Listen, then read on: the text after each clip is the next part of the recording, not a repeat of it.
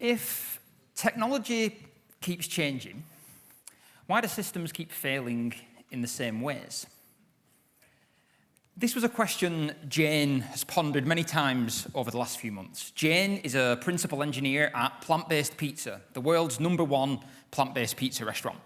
And as she ponders this thought, she thinks back over her nearly 15-year career so far, from her beginnings building simple single-process monoliths through service-oriented architecture, microservices, Kubernetes, the cloud, serverless, DevOps, DevSecOps, and now the promise of agentic AI, which means Jane or any of her friends or family will never need to wash the dishes ever again, where these autonomous robots are going to take every boring, monotonous task that we have to do, leaving us to paint or make music or do art.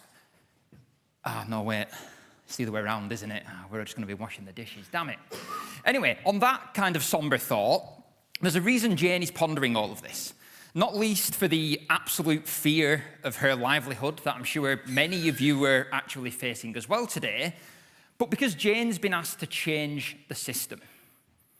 And the issue she's got is that plant-based pizza is a system that won't sit still. There's always new features, new functionality being added all the time. And Jane's been asked to improve the code base, whatever that means. And leadership has also asked her to implement agents, because everyone's doing agents nowadays. We need to do agents. It can feel a little bit like this sometimes, can't it? First it was blockchain, cryptocurrency, Web3, and now AI. There's this constant stream of fads that we find ourselves dealing with as software engineers. And maybe you jumped on some of these things, maybe you didn't. I'm not here to judge you. What there are, though, are some fundamental patterns that underpin all of these different types of building systems, these different technologies. And by the end of this talk, you're going to walk out of here with a set of heuristics, a set of best practices, a set of things to think about, whatever your next project happens to be, whether that's a simple monolith or a complicated agentic system.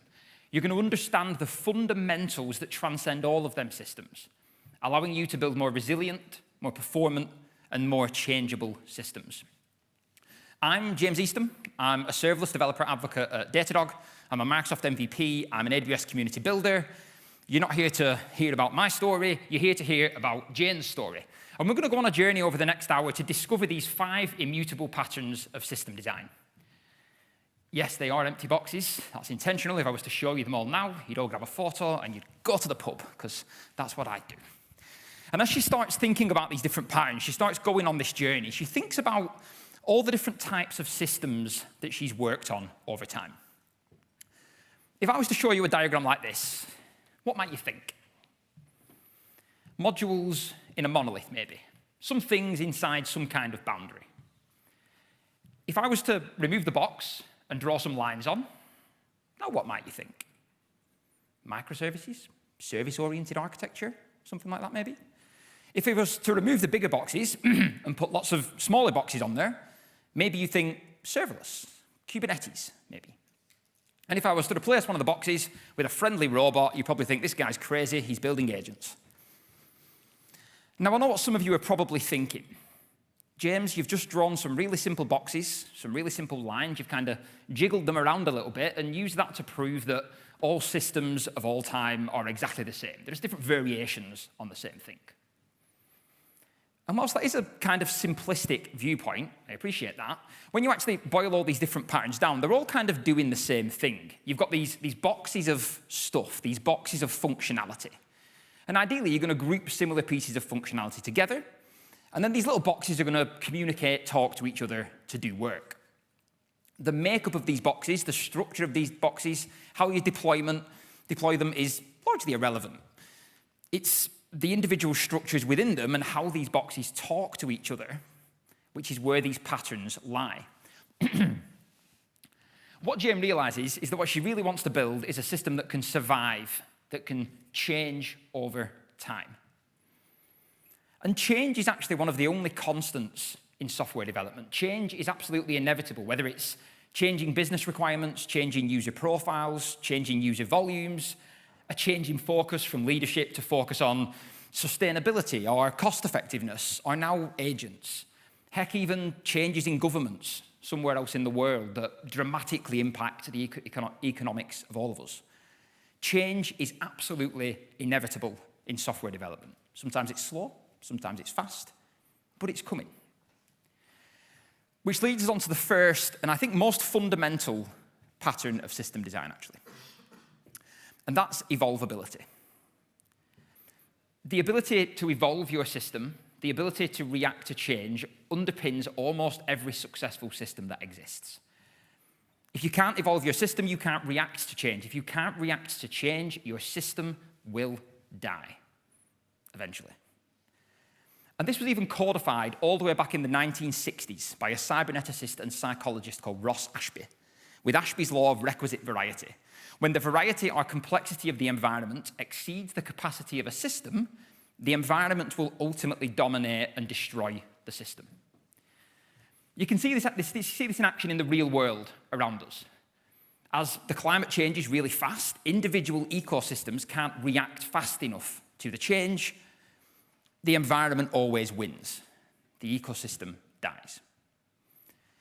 And you can apply this same idea to software development as well. I've recently read these two books by Barry O'Reilly. Is anyone familiar with Barry O'Reilly and Barry's work? Okay, some of you are, some of you aren't. If you aren't familiar with Barry's work, I would highly recommend grabbing both of these books, following him on social media. He's doing some fantastic stuff about software architecture. And I want to start with his first book, one of my key takeaways, at least, from the architect's paradox, is that software engineering operates in a really interesting place. When you compare software engineering with more traditional forms of engineering. Now, I'm not an engineer who engineers buildings, but I can imagine that if you're engineering a building, there's a reasonably fixed set of constraints you're dealing with, right? The laws of physics don't change all that often. Gravity, pretty constant at this point, right? But software engineering, on the other hand, operates in a really interesting place because the software we write, the code we write, at least historically, has been deterministic. The reason we write software is because computers are really, really good at doing the same things over and over and over again. We as humans aren't. We're fallible. But the environment that this deterministic software operates within is anything but fixed. The environment around your system is constantly changing. So how do you manage that change in a useful way? Barry continues this theme in Residues. And I don't want to go too deep into Barry's work. He's got talks online that you can go and watch. But I do want to touch on a couple of key points. The first is how you should really start to think about architecture and how you should really start to think about system design. You shouldn't think about your architecture as a static diagram. You don't draw the picture once and forget about it. You should visualize your system's architecture as a series of deeply uncertain architectures over time, operating in a really fast-changing environment. So one of the ideas Barry talks about in Residues is how you actually go about designing a system. And your starting point is always going to be what's called a naive architecture. So Jane needs to build this agent inside plant-based pizza. Why a pizza restaurant needs an agent, I've got no idea, but bear with me on this one. So this first version of this agent that she builds is really naive. You can design this first naive architecture however you wish, using whatever tools you wish. But Jane wants this agent to be fast and performant. So she decides to keep all the data in memory. She has this single fixed agent, this single box with all the functionality and all the data inside it. And then, as an architect, what you would do is start to randomly stress this naive architecture, using what Barry O'Reilly would call stressors. Things that might stress the system, things that might happen, things that might never happen. And you go through this process with a whole bunch of different business stakeholders, thinking of all the different things that could stress your system, all the different ways your system, your architecture could be stressed. From there, based on that list of stresses, you then decide what are called attractors. Things that might happen in the real world that would attract your system towards that stressor, that would cause that thing to need to happen.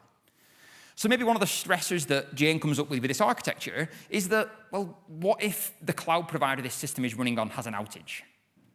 The service goes offline. It's a way it could be stressed, and it's a reasonably likely thing that might happen, right? Cloud providers have outages. That's a thing that happens. If that was to happen, all the data is in memory, all the data is lost. So you found this really simple stressor. You've decided that's quite a likely thing that could happen. We're going to solve for that. And at this stage, it's nice and easy. You can decide we're going to have some kind of external data store. We're going to evolve the architecture. At this point, the architecture is easy to change. And you go through this process over and over and over and over again, different business stakeholders, and eventually you'll approach what's called criticality. Your system is now able to survive all these different complex and different stressors. And some of them you might choose to solve, some of them you might not. Maybe you decide a potential stressor is Godzilla coming out of the Thames and stomping all over Azure's London data center. Reasonably unlikely, of course, and frankly, if Godzilla came out of the Thames now, I would not be caring about the state of my system architecture. So some of these things are more likely to happen, of course. And this is great, Jane thinks. When you first start designing a new system, when you're lucky enough to be working on a greenfield project where you can do everything from scratch, these are kind of easy things to do. You can think about an architecture, you can stress that architecture, you can evolve it, you can stress it, you can evolve it. It's nice and easy at that point, isn't it?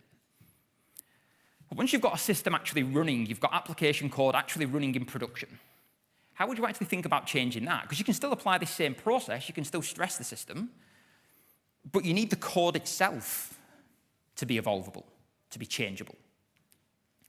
So Jane dives a layer deeper at this point, starts thinking about patterns in the application code to keep a system evolvable. Patterns like ports and adapters. Now, you can call this whatever you want. Call it ports and adapters, call it hexagonal architecture, clean architecture, onion architecture.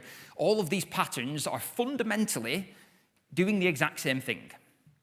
They're separating business logic from infrastructure code. Simple as that. Well, different variations on doing the same thing. So talking through how ports and adapters works, if you're not actually familiar, again, all these patterns work in exactly the same way with slightly different terminology. The center of everything, you've got your business logic. The use cases. This is pure, unadulterated code that solves the problem your software is built to solve. This code can run anywhere. It has no external dependencies. This is code that solves a problem. From there, this business logic defines what's called primary ports, interfaces that allow external things to call into that business logic, and then secondary ports. Ports are interfaces that allow your business logic to call out to external things. From there, you then define what are called driving adapters. Driving adapters are things that call your business logic. Your web framework, your service that's reading messages from a message queue, your web front end. These are all driving adapters, infrastructure concerns that are driving your business logic. And then equally, you define driven adapters, adapters that your business logic drives. Your database implementations, your messaging implementations, your HTTP calls to third-party systems. Now, you might think, James, this sounds like an awful lot of ceremony. And I've built systems in the past with 16 different class library projects in .NET. You've got a models project, a repositories project, services, view models, DTOs. You end up with all these different projects. And if you've experienced a project like that, you probably thought it was absolute hell. It doesn't need to be that convoluted. It can be as simple as a single .NET project. 2 .NET projects is with some smart encapsulation to encapsulate these things. The benefit of doing this, you see, let's imagine the first version of this system is deployed to AWS serverless technologies, for argument's sake. If you're not familiar with AWS, it doesn't really matter. So your adapter becomes a Lambda adapter. All that piece of code is doing is receiving the inbound request from AWS Lambda, adapting that and calling the business logic. And then equally on the bottom side, you've got a DynamoDB adapter, specific code for interacting with DynamoDB. And let's imagine at this point, your tech leadership comes along and says, what we actually want with this system is more operational overhead. We want more pain running this system. So we're going to migrate it to Kubernetes. There's Kubernetes everywhere. And now, whilst I'm not suggesting a migration from serverless to Kubernetes would be easy, at least from an application code, you are flexible because you can sub out your Lambda adapter for an ASP.NET adapter. Now, instead of Lambda driving your business logic, it's the ASP.NET web framework. The code inside your controllers and the code inside your Lambda function is probably going to be pretty identical, really. It's receiving a request, calling the business logic. Equally, your database, you sub out DynamoDB, and you decide to use MongoDB instead. Now, to be really clear, I am not suggesting that is an easy thing to do from migrating all that data, setting up the IAC, DevOps, all that stuff. But what you have done following these kind of simple patterns at a code level is give yourself flexibility. The knock-on effect is that you've also made your code really easy to test. So this is great in the application code. Having evolvability, flexibility in your application code is useful. But that's kind of on quite a micro level. That might allow you to change the underlying structure of an individual service, maybe. You sub out a whole bunch of serverless functions for a single .NET API running on a container.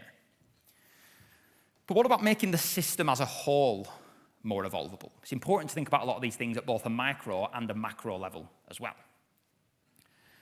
And when it comes to making a system as a whole more evolvable, there's few better ways to do that than building a more event-driven architecture, using events as the primary mechanism for driving the communication between these different buckets of functionality. Because remember, one of the tasks that Jane was set was to add this agent to the architecture. And if you're familiar with people building agents or how to build agents, more often than not, your agent is going to need access to data in other systems inside your organization.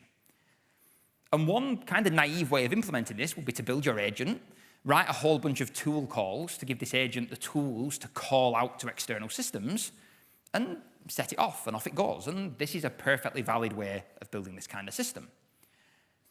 After once working with Claude Code and trying to do some test-driven development and watching Claude churn away for about 40 minutes before eventually deleting the 5 unit tests it couldn't get to pass, it's not a stretch to imagine this kind of thing happening, right? The agent makes a synchronous call to one of these other services, doesn't like the response for whatever reason, tries again. I don't like that. No, try again, and keep trying until everything sets on fire. Now, of course, this isn't unique to using agents. This is something that could also happen in any kind of inter-service communication. But it's a good example of why this could be a problem. So how can an event-driven architecture help? Well, one of the best definitions of an event-driven architecture is from one of Martin Fowler's talks about event-driven architecture. And at its core, event-driven architecture is about reversing the lines of dependency, about reversing lines of integration. Now, instead of the agent or any system needing to directly call another system whenever it needs some data, instead, these systems are just reacting to events that other systems are publishing. Now, because you can react to these events, you can evolve the system more easily. You need to add a new piece of functionality. An event exists for the thing that you need to drive your functionality. You can hook into that event stream. I think this is particularly important as we start building more and more autonomous systems.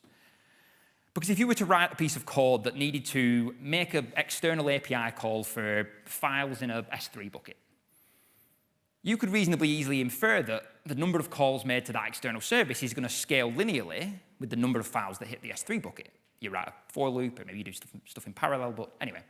Whereas these autonomous systems, you know where to predict how many things that they're going to do. So when systems are making their own decisions, some of these patterns become even more important. Fantastic. Off Jane goes. She thinks about evolvability. She goes through all the services. You'll have to give me some artistic license here because she does a lot of this stuff really quickly, and I appreciate it's not always that easy. But she goes off and implements ports and adapters around all the different services in the system. She starts pushing plant-based pizza slowly but surely towards a more event-driven architecture. She's managed to add new functionality. She's got this agent running now that's hooking into this event stream.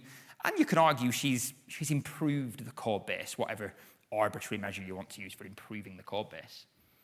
She's excited, as you can see. This is how things were 6 months later. Yes, the system might now be infinitely evolvable. It might work technically. The events fly around and things happen. But it's also now completely ungovernable. And nobody really understands quite how the system works. And she didn't build the wrong system, not at all. She built a really powerful system without fully considering the different fundamental patterns. This fireball of a system was caused by something reasonably innocuous. Everything was working, pizzas were going out, customers were happy, the pizzas were great. The problem wasn't the events or the functionality. The problem was that nobody knew what belonged to who anymore. So whilst a lot of these services had physical boundaries, the services were independently deployed in different cloud accounts, different cloud subscriptions, there were physical boundaries. There were no actual boundaries between the services. An individual service had no concept of encapsulation, the second immutable pattern of systems design. Because let's look at Jane, where Jane is today. She thought she'd made some really smart choices building this event-driven system. All the different systems are reacting to asynchronous events. Everything feels like it's working well. This oversimplified diagram, though, misses a pretty fundamental challenge. All of these services also have data. And whether this is modules in a monolith or services in a microservices architecture, data and how you manage data, how you encapsulate data, is really important. There's a lot of examples of this in the real world. Inside the kitchen at Plant-Based Pizza, there's chefs making pizzas, right? There's lots of different chefs who work lots of different shifts, different hours, working with different colleagues. They use different tools. Maybe they even use code words or shorthand to describe what needs to be done. If any of you have worked in kitchens when you were younger, as I have, these places can be completely chaotic, verging on aggressive sometimes, actually. The priority inside the kitchen is getting work done, getting pizzas out to people. You as a customer, though, sat in the restaurant, hopefully, you don't see any of this. Maybe some of these abstractions leak sometimes and you start to hear the shouting. But you've got a simple, clean interface for how you interact with the kitchen. The waitstaff. The kitchen is completely encapsulated. None of the internal functionality, the internal data, the internal chaos is exposed to you as a customer inside the restaurant. The kitchen could completely change. You as a customer would have no idea. You've still got that same simple, clean interface. The inside of the kitchen being chaos is absolutely fine. So the chaos that caused Plant-Based Pizza to break, Jane's system to break, wasn't necessarily these interactions. It was like letting any person walk into the kitchen and make their own pizzas using the tools that are available. Now, of course, this analogy only does go so far, but the essence of a service lies in its independence and how it encapsulates and, importantly, protects its data. Has anyone ever read this article by Pat Helen, Data on the Inside versus Data on the Outside? Okay, no hands, cool. Well worth a read. It's a really, really, really good article about encapsulation and things like that. The way a service protects its own data is by providing schemas and rules and business logic that determine how the outside world can interact with its data. Most services, they protect their data by this communication between a well-defined interface. In our kitchen analogy, that well-defined interface is the waitstaff. Without firmly encapsulating your data, you don't have independence. And without independence, you can't evolve. And if you can't evolve, as we know, you will die eventually. Not you personally, by the way, sorry. Well, maybe, I don't know. This all sounds great, of course, a lot of this theory, but what does this actually mean in practice for all of you? It's where techniques like domain storytelling and event storming start to become really powerful. These relatively lightweight upfront design processes that allow you to understand the flow of your business, understand the flow of a user through your system, understand the flow of data through your system, how the different things that happen in your system, what data is need to be shared between them things for meaningful work to get done. Without this small amount of upfront design, you are in essence guessing. Now, of course, none of these techniques, none of these processes are perfect. You will make mistakes, you will misunderstand things, but at least having this element of upfront design allows you to at least start understanding the different system interactions, to start understanding what data needs to be encapsulated and what data needs to be shared. So talking of data that actually needs to be shared, let's start to work a layer deeper now. How you might look at actually the interactions that you need to have. Is anyone familiar with Postel's law, the robustness principle? Okay, a few nods. Be conservative in what you send, be liberal in what you accept from others. A guy called John Postel. It was actually written about TCP, I believe, and TCP communication. But you can use this same principle for any kind of service interaction, whether it's two modules in a monolith communicating, whether it's HTTP API calls between two services, or events published onto an event bus. These principles really help. Be conservative in what you send. Only include the absolutely necessary information when you send anything anywhere. Whether that's the response from a method, whether that's a HTTP response body, or the data you put in an event bus. Understanding what data is necessary is where practices like event storming and domain storytelling start to help. And then being liberal in what you accept keeps your system flexible when accepting data. If a JSON body in a HTTP request includes fields that you don't need, ignore them. Don't error, don't fail, ignore them. The same for an event on an event bus. If there's properties in the event that you don't need, ignore them. Don't deserialize them and then crash when they change slightly. You don't need them, ignore them. Maybe it's supporting both XML and JSON in your API. That's the form of being liberal. Maybe you accept different formats of phone numbers, or you accept different...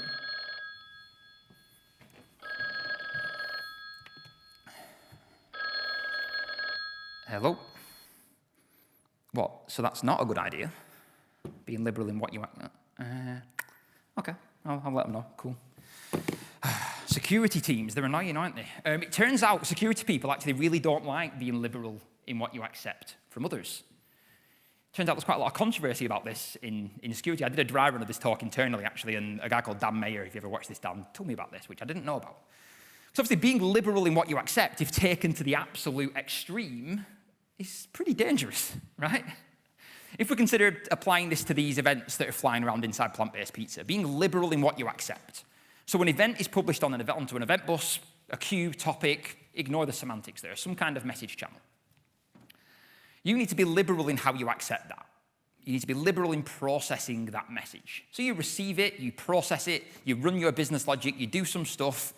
Maybe that message is not the format you expect. Maybe that message contains something really nefarious, some kind of prompt injection, anything like that.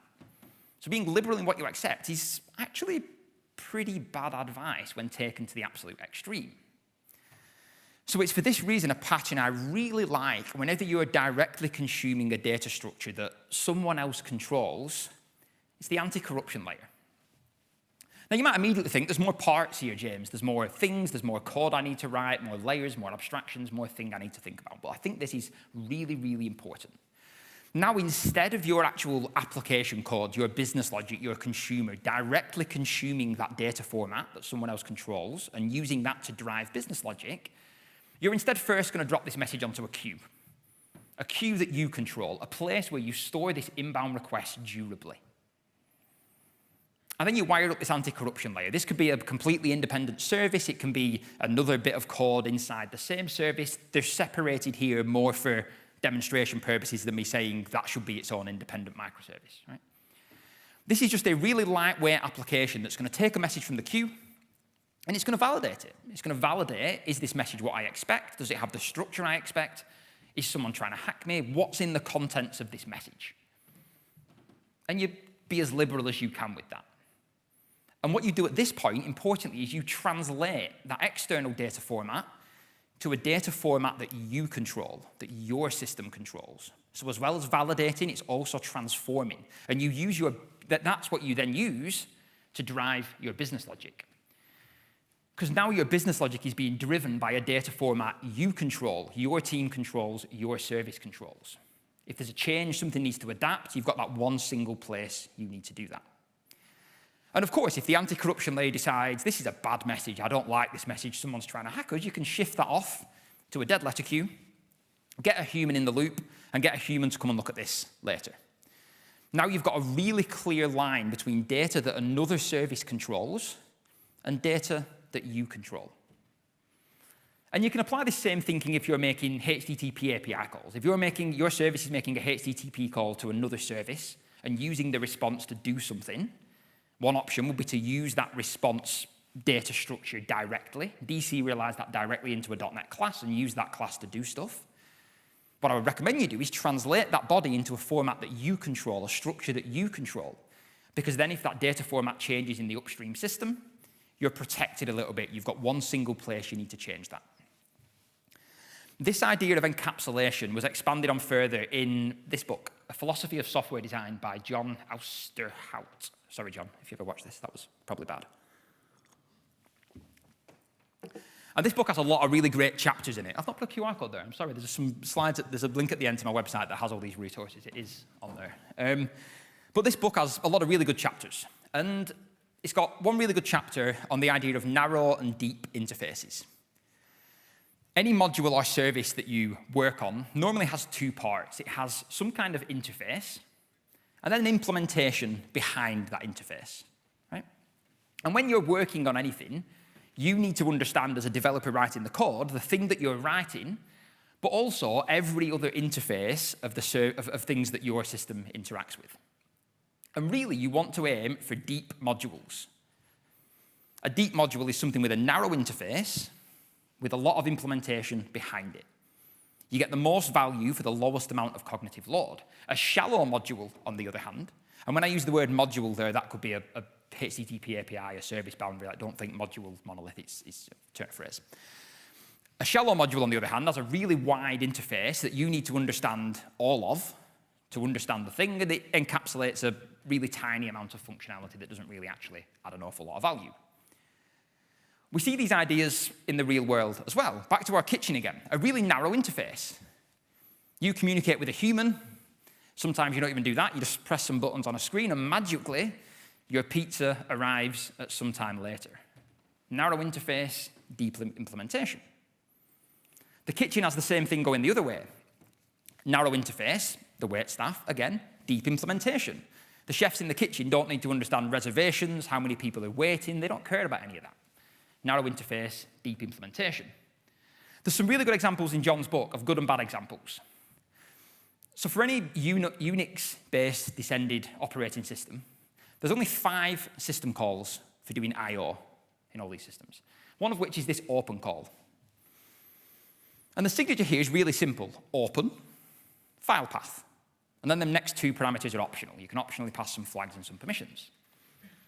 And if you think about what's behind this really simple call, open path, there's probably thousands and thousands of lines of code. Managing permissions, managing how the data is actually laid out on disk, managing someone trying to write and someone trying to read a file at the same time, managing is this file on an external data store that's been unplugged midway through me reading it. All of that complexity is hidden behind this really narrow interface. Simple, easy to understand. A bad example would be this. An extension method for a dictionary to add a null value for an attribute. So it's an extension method, so it's kind of easy to call, but all this is actually doing is adding the attribute and then null. Relatively complex interface to understand, very little useful functionality added. Yes, this is contrived. I've never done this. Well, maybe I have at some point, actually, probably. And you can apply the same thinking to service-to-service calls as well. Imagine you were exposing some kind of payment API. You could give a consumer 10 different endpoints they need to call. Create a payment, stage a payment, pre-process a payment, take a payment, complete a payment, cancel a payment, refund. There's all these different API endpoints you could give them to call, or you can give them a simple, easy-to-understand interface. Post a payment with this value, all the complexity is hidden in the implementation. Now, of course, shallow modules aren't always bad or always avoidable. Sometimes you will need to add these abstractions, these interfaces that are relatively shallow, but try and push for as simple and deep a module boundary as possible.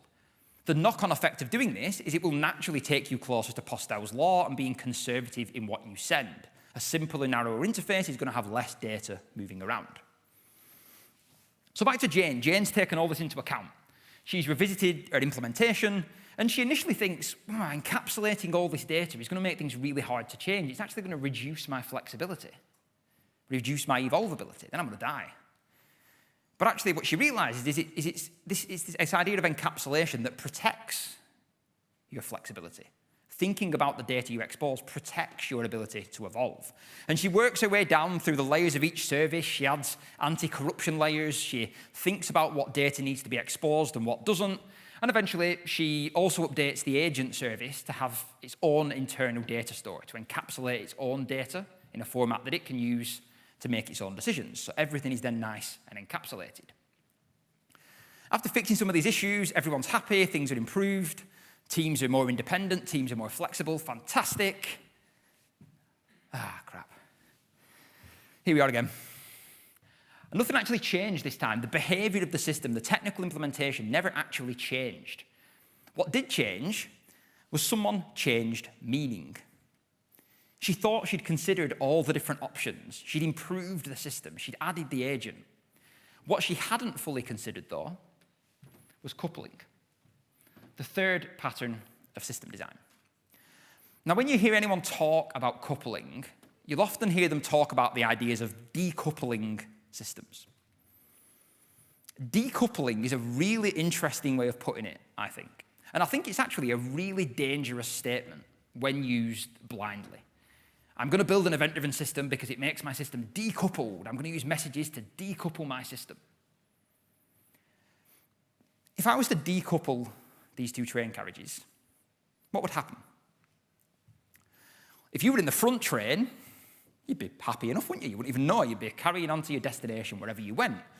If you were in that back carriage, though, you'd be pretty pissed off, wouldn't you? You'd grind to a halt. You wouldn't actually get to where you were going. Decoupling points towards there being no interaction at all between two things. So if we decoupled components in our systems, our lives would be a lot easier, but no meaningful work would ever actually get done. So when people talk about decoupling, what do they mean?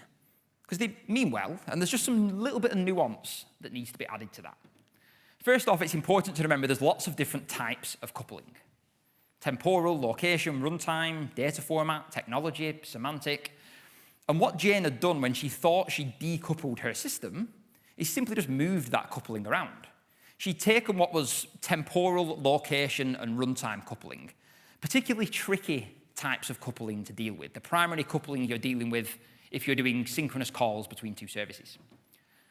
At the moment in time one system is running, it needs to know the other system it needs to communicate with also needs to be running and to be in a location that it expects it to be in. And the push to use messaging is a reaction to these particularly difficult types of coupling, but it doesn't decouple the systems, it simply moves that coupling somewhere else.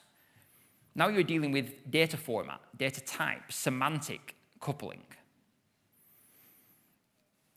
And although you might think, well, we're being conservative in what we send, we're applying Postel's law, we're including the minimum amount of data, you're still going to need to include some data to get work done. So decoupling sounds great until you realize that things need to be coupled together to get meaningful work done. So you're always going to have some kind of coupling. So what techniques do you have to help? The first technique is that whenever you're sending data, to adopt some kind of defined specification. Part of being conservative is being consistent in what you send. And if you're using HTTP as a format kind of imposes this upon you. You've got a status code, a body, headers, all these things. And if you're doing messaging, you should adopt something like the cloud events specification. Is anyone using the cloud events specification today? Anyone familiar with it, heard of it? Okay, a few hands. All the cloud event specification is a defined specification for how you structure the messages you send. Every single message you publish will have the same structure at the top level. And it's made up of a few different properties. You've got the data property. This is the actual contents of the event payload. This is where you would apply Postel's law. Be conservative in what you include inside this data property. You've then got the data content type. This tells a consumer what type of data is inside that data property. JSON, XML, binary, some weird proprietary format that some engineer thought he'd vibe code because it'd be cool. You've got the time this event was published according to the producer, and a unique ID, again, generated by the producer at the point of publish, some kind of identifier to uniquely generate an event, to identify an event. We'll come back to why that's useful in a little moment. And then importantly for this conversation around coupling, you've got the source and the type. The source tells me who I'm coupled to. What other system am I coupled to? In this case, it's the production order system. And then what type of data is inside that data property? This is an order created event, and importantly, it's version 1 of the order created event. We've also got this trace parent property that I kind of glossed over quickly. This simply is some kind of correlation ID. This here happens to be a W3C trace context if you're doing distributed tracing. This could equally just be a GUID that you pass from system to system to identify the same request as it flies around. But come back to this data property and using this version. So when we come back to this same image from earlier, if we're using cloud events, how does this help us reduce the impact of coupling? So you've got the message that hits that public event bus. You're going to consume that, and you're going to consume that inside your anti-corruption layer. Because you've got this consistent schema for every single message you will ever receive, you can apply some really consistent rules inside your anti-corruption layer. You can say, what is this event I've just received? It's version 1 of the order created event. Okay, cool. I understand version 1, happy days. I'm just going to process that, pass that to my consumer. You receive another event, same structure, so you can parse it at the top level, and this time it's version 2 of the order created event. I don't know what to do with version 2. I don't know how to understand that. Okay, at this point, you can shift that up to your dead letter queue. You've got some kind of alerting on your dead letter queue. Human in the loop, go and have a look at what's changed. Now, obviously, in an ideal world, you'd be notified about that change ahead of time, but other priorities get in the way. You didn't have time to process it. At least now, it's not going to blow up your consumer. So particularly when you're consuming events or data that other systems are publishing, thinking about how you version things, how you enable each party to stay independent, to keep more loosely coupled. This impacts both systems because a producer now can evolve independently, can change independently, bump the version number, and the consumer can also change independently. Some of these ideas about how much coupling to have was captured by Gregor Hoppe back when he wrote Enterprise Integration Patterns, whenever that was. The appropriate level of coupling depends on the level of control you have over the endpoints. Whenever you're coupled to you're consuming data from a system you don't control, you want to reduce that coupling as much as you can. And adopting things like the cloud event specification, doing versioning, allow you to really reduce that coupling as much as possible. Because remember, you have zero control of that upstream service. That upstream service probably has different SLAs, different release cycles, different pressures, different leadership. There's a whole bunch of different things that is going to force them to change in a way that you might not be ready for, you might not be able to deal with. This is good, though. Jane now understands that coupling is really dangerous. There's nuance to coupling. Just stating that we're building decoupled systems can drive you down a really dangerous path. The goal, she realizes, was never to eliminate coupling. The goal was to choose which painful bit of coupling you were going to deal with, because they all have their own type of pain. So she's thought about a lot of things here. She's thought about making the system more evolvable, but she's done that without falling into the trap of sharing data everywhere and thinking that systems are decoupled even though they aren't. She's thought about data inside her service, data outside her service, how she encapsulates data, how she couples things together. Here we are again. Victor's on the support team. Victor's just triggered an incident. Things have gone wrong. You're on the end of this call. Customers have called in because they've placed orders, they've got order confirmations, their payments have been taken, but they've got no pizzas. Now, clearly, the system at this point understands the order because the confirmation's gone, the payment's been taken. Unfortunately for you, as the person needing to debug this, no human actually knows where this order is. So Jane's built a system that can do a lot of things. Unfortunately, one of the things it can't do is explain why it's done the things it's done. So the fourth pattern that's really important for building modern systems is understanding, let's call it. If you need to evolve your system, if you need to understand which pieces of data are being shared where, you need to be able to evolve your system. To be able to evolve your system, you need to be able to understand how these different things relate to each other. Because now we're building these complex systems. Maybe you're doing microservices, maybe you aren't. Maybe you've got multiple different applications spread across different cloud subscriptions. You've got different programming languages, different messages. You're using HTTP in some places. You're using serverless functions. You're using containers. You've got 12 different database technologies because microservices. This is all really difficult to understand. So what is understanding? It's the ability to ask questions of your system. Questions that you didn't know you needed to ask from a place that is outside of your system. Understanding isn't dashboards. Understanding isn't metrics. Understanding isn't console.writeline. I know some of you still do it. It isn't logger.log information if you're doing things the modern, cool way. Understanding is this ability to ask questions of your system. Questions you didn't know you needed to ask, though, is quite an interesting way of putting it, isn't it? So let's think about what caused this outage. Here's a slightly deeper, albeit simplistic look at the architecture of plant-based pizza. And maybe this issue that we're facing today was caused by the database server running out of disk space. Thankfully, Jane's deployed this in the cloud, so all she needs to do is come along and shove a little bit of extra disk space in this database server, database comes back online, everyone's happy. And hopefully at this point, what she's going to do is run some kind of post-mortem to look back on this issue and ask the question, what actually caused this to go wrong? Well, it was the database running out of disk space. And hopefully at this point, you're going to put something in place to check that this same thing isn't going to happen again. A monitor, a metric, whatever that is. But because you put that thing in place, the chances of this same problem happening again are basically zero, unless you start ignoring the alerts when they come in on that Slack channel that nobody really wants to look at. With these complex systems, what you're dealing with is unknown unknowns. Distributed systems are being updated frequently by different teams of people with different priorities, different release cycles, different SLAs, different pressures, different technologies. There is no way you could possibly begin to predict all the different ways that your system could fail. Simply not possible. So for that reason, the most important thing to think about for understanding your system is distributed tracing. Being able to understand cause and effect, being able to understand how an individual request flows through your system is absolutely vital. And just to settle on some terminology, the top level here, you've got a trace. A trace is made up of lots and lots of individual spans.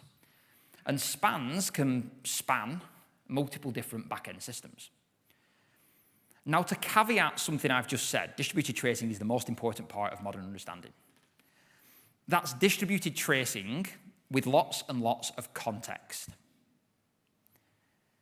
It's context that is really the most important part of modern observability.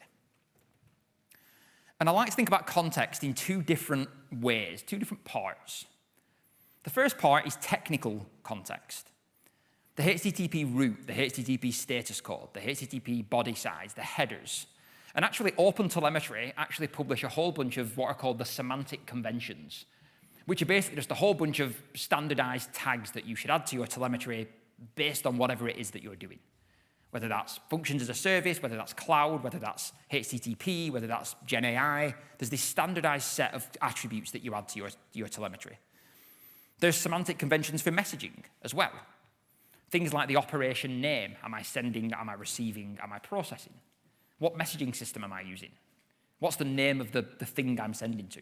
The queue, in this case.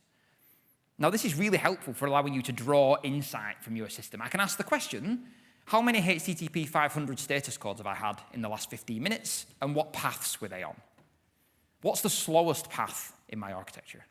How many messages have been published to the order confirmed queue in the last hour, whatever it is? You can start to ask these questions. You can start to draw insights. You no longer need logs and metrics and traces. You need lots of context that you can then aggregate, query, ask questions of. But the other type of context, the more important type of context, I think, is business context. Context that is unique to your specific business domain. The thing that will give you the ability to be on the end of that support call and actually go to your telemetry and ask the question, show me where all the telemetry is for customer James Eastham for order 12345. You can see how that request has bounced around your system. You can see the flow. You can ask the questions of your system. And there's no better way to do that in 2026 than with OpenTelemetry. No matter what observability backend you're using, no matter how you're doing things, instrumenting your code with OpenTelemetry is the way forward. It gives you a standardized set of APIs you use in your application code. And then it doesn't matter where you're running your application, a serverless function, a container, a server under someone's desk. As long as you've got the ability to collect that data and send it somewhere, your application is always going to be able, you're always going to be able to get the telemetry out of your application. Now, I'm not going to deep dive on Autel itself. There's a ton of great talks here at NDC. And if you YouTube anything that Martin Thwaites has done, tons of great talks about Autel for .NET developers. Would recommend starting there. Now, having as much context as possible, remember, you want to ask questions of your system. So you should really add as much context as possible to...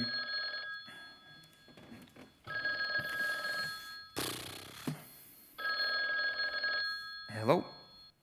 What's that? That's terrible advice as well. Ah, shit. Okay, I'll let them know. Cool. Security team again. Adding as much context as possible. Please don't send your credit card numbers of your customers to your observability provider. please don't do it. Their names, their date of birth, don't do any of that stuff.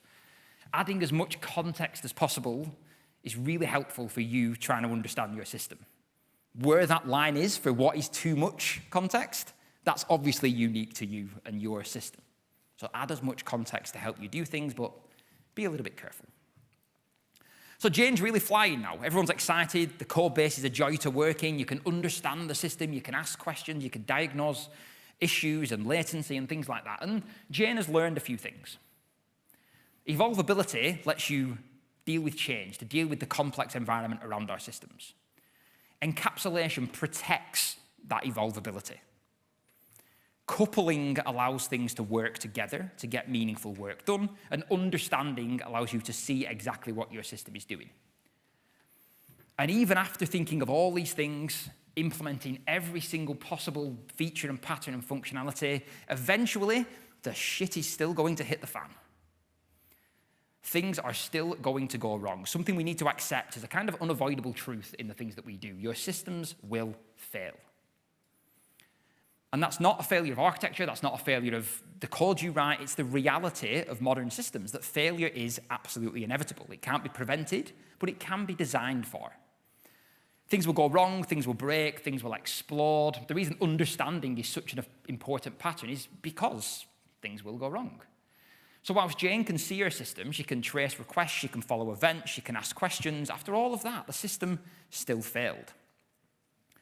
And she finally started to understand what Barry O'Reilly was trying to push towards with his stressors and his attractors, that failure isn't a design flaw. Failure is an input to the design process. Now, hopefully you can input that earlier on rather than when your system's a fireball, but it's an important part. And building modern systems, which are almost always distributed systems nowadays, makes this failure even more important. This was captured by Leslie Lamport, one of the godfathers of distributed systems. A distributed system is one in which the failure of a computer you didn't even know existed can render your own computer unusable. So just a quick show of hands, actually, out of interest. How many of you think you are building a nice, simple monolith and you're running that on a virtual machine in Azure or in AWS? Okay, monolith in a container running on a cloud provider. What are you all building? Anything in a container on a cloud provider. Okay. So your application's running in a container on a cloud provider. You think it's nice and simple. You've got this nice, simple container running on a cloud provider. What's that running on, though? A system you don't know exists, a computer you don't know exists. So even if you think you're building the simplest possible system, you think you're doing the right thing by building a simple .NET application, containerizing it, and running it on Azure App Service, Azure goes down, that system you didn't know existed is still going to render your system unusable. So once you accept that failure is inevitable, the question kind of changes a little bit. It's no longer how do I stop this breaking, it's how do I want this to break? And you've already seen a little bit of this with this diagram I had on screen earlier. The fact we're using a queue and a dead letter queue here is really important. Let's imagine this application is deployed to AWS and your consumer is a Lambda function. Again, it's irrelevant if you don't understand AWS. If Lambda has an outage, the fact you've got the queue there means that all your messages build up on the queue. You push out a bug. I'm sure none of you ever write bugs in your code, do you? So that's not a problem for all of you lot. But imagine you did write a bug in your code and you pushed that out and your consumer went down. The queue's there. The queue gives you resilience. Things build up in the queue. Now, some of you are probably thinking, what if the entire cloud provider goes down? Which the cloud providers seem to be taking turns to do at the minute. AWS, then Azure, then Cloudflare. Then Cloudflare said, let's go again. Do it again. There's a whole other talk, obviously, on really resilient architectures, multi-region architectures, multi-cloud architectures. I've not got time in the 5 minutes I've got left to go through all of that. But what I do want to point out is how you can recover from failure. Because imagine you do end up in this scenario where your consumer's down, but things are building up in the queue. You've put the queue in for resilience purposes. And maybe the upstream system sending the messages doesn't know that you're offline, that you're having a problem. That's the team that never writes bugs. So they're still sending messages onto your queue. Maybe they're expecting some kind of acknowledgement back, so they send the same thing multiple times onto the queue. You've got this build-up of stuff now inside the queue. So you've thought about failure, but you've not thought about how you're going to recover from this failure. So there's two really quick things I want to make a point on here. The first is idempotency, something you should really care about. The idea of idempotency is that if you receive the same request multiple times, the system ends up in the same state afterwards. And at least in the messaging world, the fact that you've adopted the cloud event specification makes this kind of easy. Inside your anti-corruption layer, you can receive that message, check, have I seen this event ID before? Yes, I have. Fantastic. I'm going to drop that. Don't need to process it. It's already been done. I haven't seen it before. Great. I'm going to pass that on to my consumer. When the work is done successfully, I'm then going to cache that ID or put that ID somewhere to be able to be looked up later. Now, it's also really important to think about, something I've forgotten myself in the past, is actually you need business logic rules for idempotency as well, because that upstream system might send the same thing on two separate events with two different event IDs. So you also need to think about your business logic for idempotency as well, and there will be some. I don't want to take the same payment multiple times for the same order, things like that. But it's also really important to think about how you recover. You've got these hundreds and hundreds of messages built upon this queue.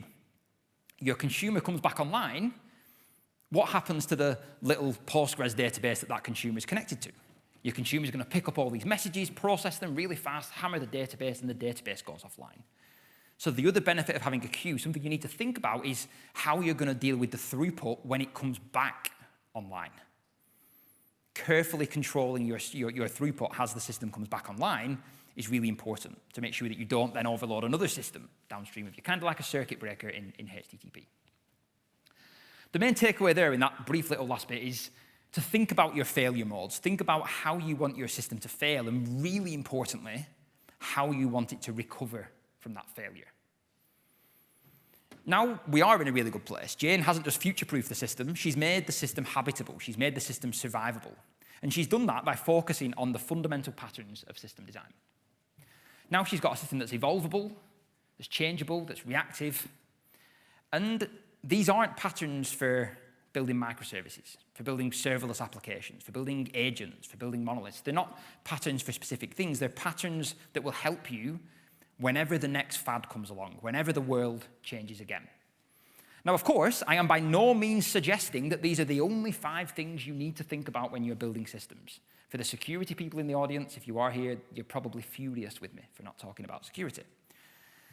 What they are, though, are things that I've come across building monolithic applications in .NET Framework 3, 5, 15 years ago, to serverless applications running on AWS with hundreds of thousands of active users, to the last 6 months building agents and building more agentic systems. Technology will continue to evolve. Systems will keep getting more complex.